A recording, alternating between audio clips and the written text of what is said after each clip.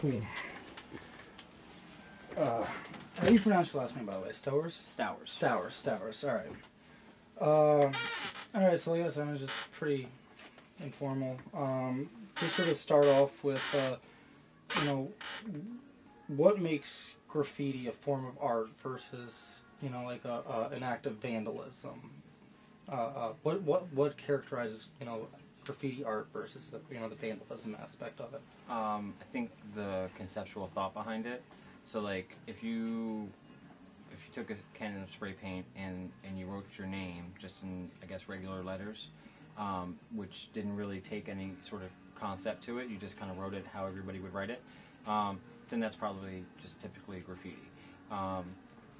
If you have some conceptual thought behind it, if you're presenting, like, you know, font sets or something like that, then I think that there's a little bit more degree of skill involved with it. So I think right there would be the breaking point.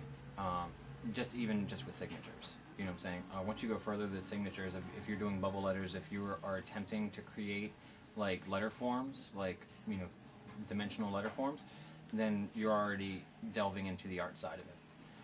If you're bringing in multiple colors, if you're adding characters, if you're doing anything like that, you've already started to tread into the art. You know, sometimes, you know, graffiti can be just, you know, like a beautiful piece of art, you know, that up on a wall somewhere, you know, a mural, Mm-hmm. something done. But in other forms, you know, it's a communicative method, you know, to a large demographic. You know, for example, you know, in Adams Morgan, they have in one of the alleyways, you know, a slogan, you know, if you lived here, you'd be home by now, but you still couldn't vote. Mm-hmm. And both of them, you know, have important roles in, you know, the urban art, you know, the graffiti art world. Do you feel, as an artist, that anyone holds a particular importance or a particular value over another one? You know, Well, whether or not the individual graffiti is more valuable than the other, I think is kind of subjective, much in the same way, like, if you're going to interpret art, it could be subjective to you. I guess, you know, to go into what your question is asking, is that, or is the one with the message better than the one with the name? The reality is they're both a message. So one is a very personal message, a message of self-identity, and then one is a message of identifying with, you know, something that is you know, is a thought or a feeling within the community. You know, it might not be everybody's. You know what I'm saying? It might not be everybody's feeling that particular slogan. I think most folks that live in DC would probably, you know, agree with that mural and with, you know, the slogan that's with it. And they maybe necessarily wouldn't agree with, you know, Mo or, you know, Syme or another name that you might see written, you know, on the street. Mm-hmm. And, you know, there's the you know, generalized, you know, sort of societal view of graffiti as this, you know, bad, you know, sort of form of vandalism that hurts the community. You know, how do you as a graffiti artist work to sort of overcome or, you know, sort of change that perception of this bad vandalism into, you know, a form of sort of beautification?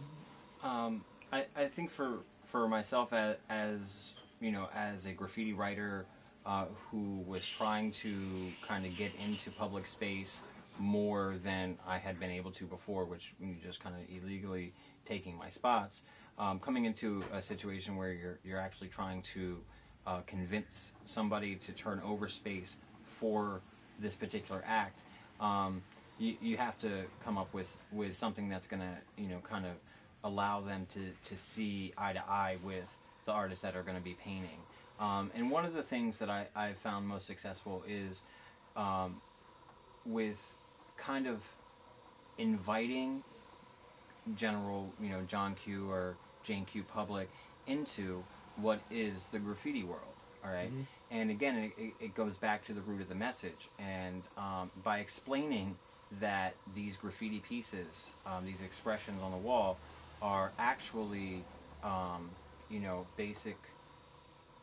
they're basic exclamations of identity. You know what I'm saying? Whether it be from a 16-year-old, kid, or from a 45-year-old adult, you know what I'm saying, who are doing these things, and the age range goes from, from lower than that to higher than that, they are basic exclamations of self-identity, and it's a self-identity which this person wants the public to see them as. So that's an opening kind of conversation that you can have with them. Talking about the technical merits of the actual, skills necessary to conceive and then execute and install pieces like that are, another step in the conversation. When they can understand, I'm saying, that they're probably the reason why that particular artist, left a tag on their garage door as opposed to doing something full on and beautiful was because of the time constraints. You know what I'm saying?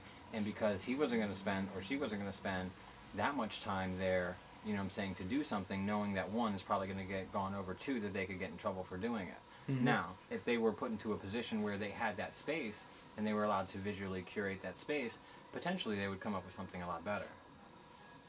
Makes good sense. So, as I said, I sort of first learned about you, in the City Papers tagging rights article.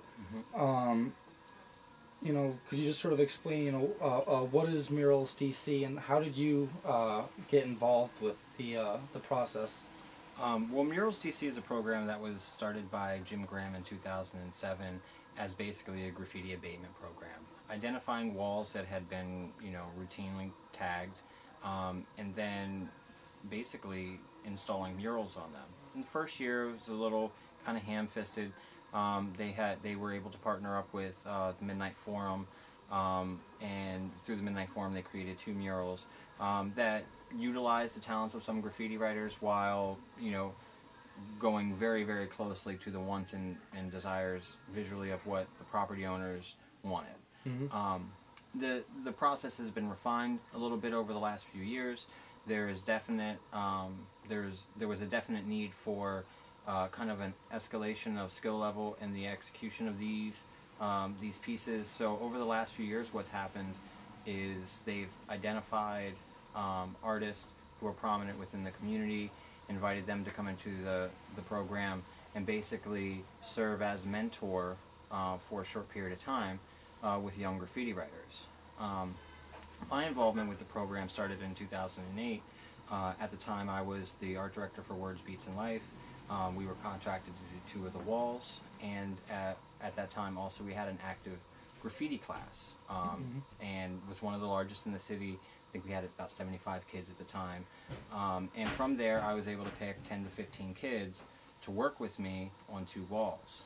We came up with the concepts together, and then we executed together. The last 2 years, what we've done, I was given the opportunity to select lead artists, from which I picked prominent graffiti writers. Maybe not ones that were up right now, mm-hmm. But ones that have definite history in the city, and that the young people who were coming into the project could look at as being, possible role models. Definitely, most of these artists were picked for their transition from illegal graffiti into kind of traditional art spectrums, whether it be graphic design or fine arts, gallery work, or even freelance designers. These folks all have their roots in the graffiti culture. Mm-hmm. So in 2010, I was able to pick 2. 2008. 2009 and 2010, I had the opportunity to pick 2 artists and do 2 walls with my team.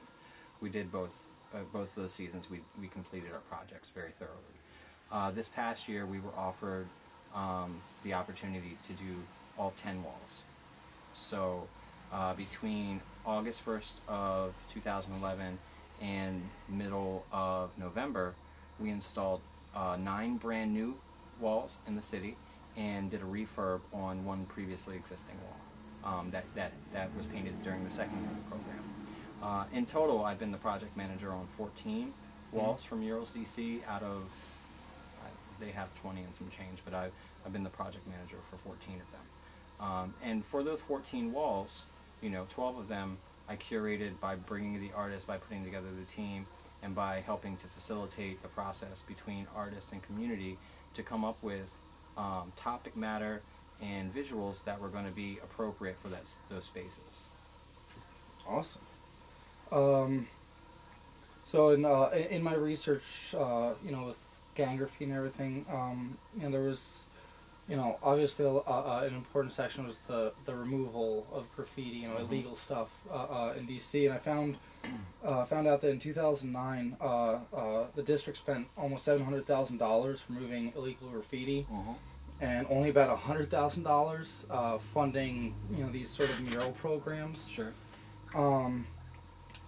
Do you think, in what way do you think DC could better allocate, its funds in an effort to maybe promote and give artists that would normally go out and, tag illegally, which is just going to get removed?